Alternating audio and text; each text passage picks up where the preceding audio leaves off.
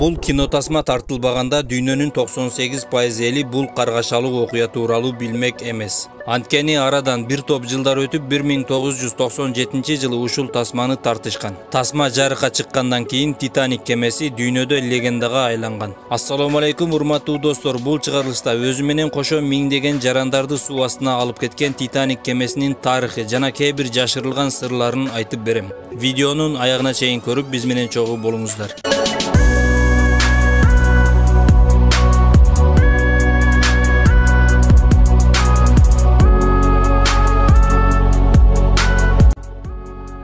Деңиз техникаларын чыгарган Харланд энд Вольф компаниясы 1909 жылы ишке киришкен. Курулуш иши 2 жылда аяктап 1911 жылы 31 майда Титаник кемеси сууга биринчи жолу түшүрүлгөн. 20-кылымдын башында дүйнө жүзү боюнча Титаник кемеси эң чоң кемелердин бири болгон. Анын узундугу 260 метр, туурасы 28 метр, бийиктиги 55 метр жана салмагы 46 000 тоннаны түзгөн. Бул кемеге болжол менен 3 миллиондон ашык заклёпка колдонулган. Анын 75% колдо бекитилген. Бул жерде 3000ден ашуун ишкерлер эмгектенген.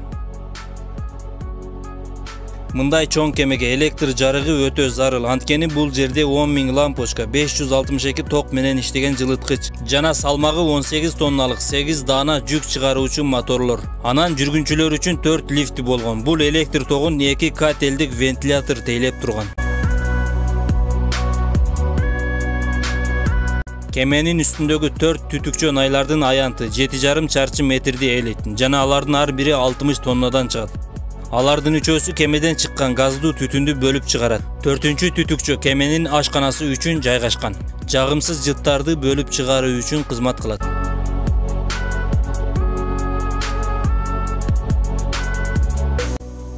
Титаник кемесин сууга түшүрүү үчүн 23 тонна паровоз майын колдонушкан. Кеме кырсыкка кабылбаш үчүн жээкке 23 тонна май сүртүлгөн. Ошол күнү 10 миңдеген эл чогулуп Титаник кемесинин шериги Олимпик кемеси сапарга чыккан. Айта кетсек, Титаниктин Олимпик жана Британик деген ага инилери болгон. Бул кемелерде ошол Британия компаниясы Харланд энд Вольф тарабынан чыгарылган. Олимпик кемеси Титаник чыгарылганга чейин Атлантика деңизи аркылуу бир канча жүктөрдү ташып турган.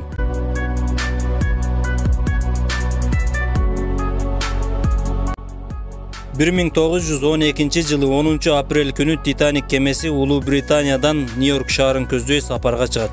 Бортто 1317 жүргүнчү жана 900 экипаж кызматкерлери болгон. Кеменин капитаны Эдвард Смит.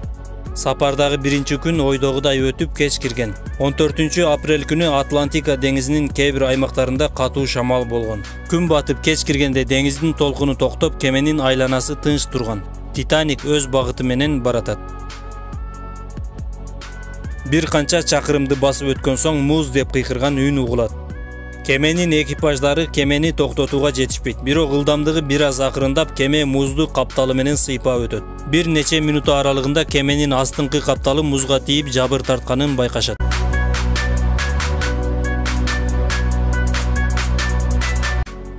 Титаник музду сүзүп чөгүп кеткен деген түшүнүк баарына белгилүү. Бирок кээ бир жашыруун айтылган маалыматтарда кеменин астыңкы бөлүгүнөн өрт чыккан деп келишсе, кээ бирлери дүрбү салынган сейфтин ачкычы Титаник менен кошо сапарга чыкпай калган Дэвид Блэр аттуу ишкер өзүнө алып калган деп айтышат. Тагыраагы ал шеригине калтырган эмес. Балким дүрбү болгондо бул кырсык болмок эмес деген жарандар да болгон.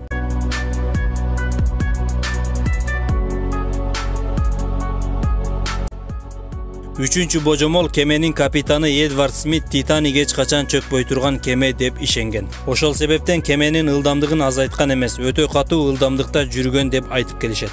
Албетте кырсык айттырбай келет. Бирок 1,5 миң адамдын өмүрүн алган кемеде кээ бир коопсуздуктар сакталган эмес дешет. Анткени кемеде майда кайыктар аз болгон. Ошол 1,5 миң адамга ылайыкташкан эмес. Ар бир майда кайык 12-14 адамга ылайыкташкан. Жалпы саны 20 даана майда кайык болгон. Ошол себептен 300дөй адам аман калган дешет.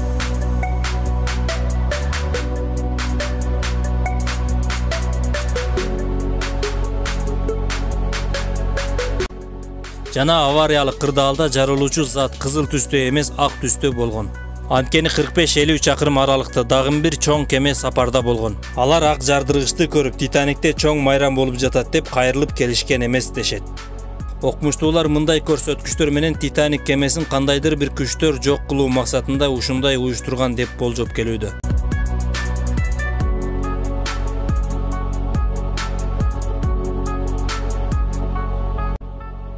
Титаник кемеси музыканын коштоосунда чөгүп кеткен дешет. Анткени бул жердеги кызмат кылган оркестр топ аягына чейин музыка ойноп турушкан. Ошол жердеги элдерди сабырдуулукка чакыруу үчүн. Бул музыканттардын эң кенжеси 21 жашта болгон дешет.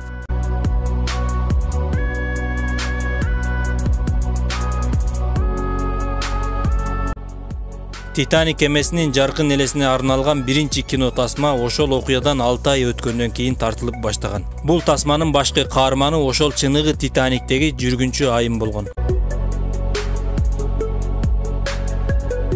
Титаник кемесинде жалгыз япон жараны болгон. Ал аман калып Япония өлкөсүнө барганда япон элдери аны жек көрүп, ага наалат айтканга чейин барган. Анткени куткаруу кайыктары жалаңгана аялдар менен жаш балдарды куткарган. Бул япон жараны алардын арасында аман калып, анан өз элинен ар түрдүү кемсинтүүлөрдү уккан.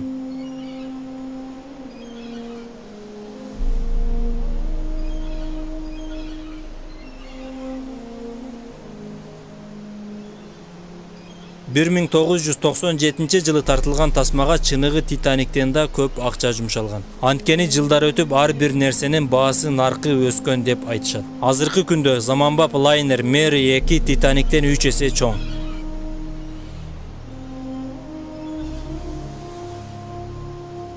Дагы бир божомол. Титаниктин агасы Олимпик кемеси буга чейин немец компаниясы чыгарган чоң кеме менен кагылышкан. Ал жерде Британия компаниясы чоң карызга учураган дешет. Алар бул карыздан кутулуу үчүн Олимпик кемесин түзөп, жана буга Титаник деген жаңы ысым ыйгарып, анан аварияга учураткан деп айтып келишет. Анткени бул Харланд Эд Вольф компаниясынын жетекчиси ошол жылы компания чоң жоготууга учурады деп газетага жарыя кылган дешет.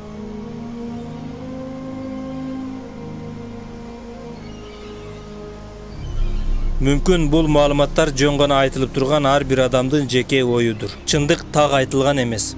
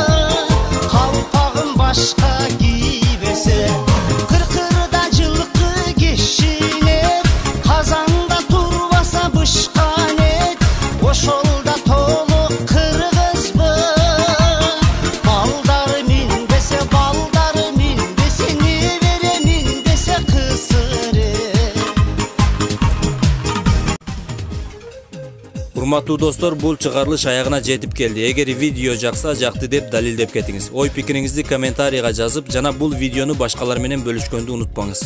Мен сиздер менен коштошпоймун. Анткени кийинки видео роликтерибиз даяр болгонго чейин мындан алдыңкы чыгарылыштарды көрүп туруңуздар.